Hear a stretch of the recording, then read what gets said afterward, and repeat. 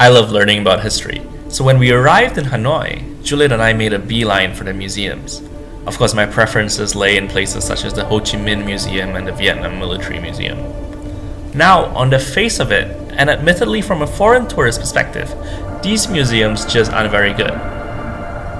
The exhibits aren't bound by strong enough narratives that guide the fresh eye. For instance, I was seeing tons of pictures and articles about Nguyen Ai Quo.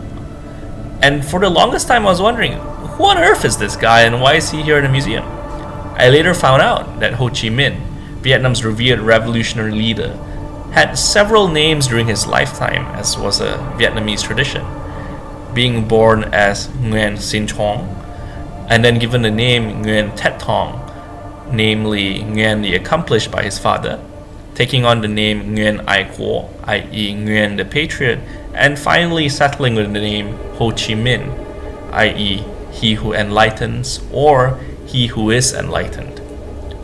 What these museums did in part, however, was the indomitable spirit of the Vietnamese. They did, after all, fight off the significant military might of the Chinese, of the Mongols, of the French, and of today's hegemon, the Americans. The Vietnam Military Museum starts with this tale of Ngo Quyen, who overthrew 1,000 years of Chinese dominion. Here's one clever trick.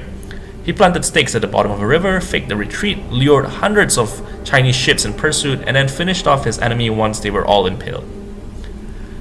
The exhibits paint a stirring portrait of courage in the face of near insurmountable odds. For example, here's a laborer who transported almost 400 kilograms of war supplies, pedaling on his bicycle. Here are the flimsy shovels and baskets and slippers that drove the revolution forward. Here are the homely table and stools over which decisive war strategies were crafted. And in a cave. And so often, here's Ho Chi Minh, who traveled across Europe and Russia and China, building the alliances necessary to take back his homeland. However, what we also took away from the museum, likely unintended by its curators of course, was a sense of the horrors of war. You see, Ho Chi Minh is widely revered, bordering on worshipped in certain parts of Vietnam, particularly the north.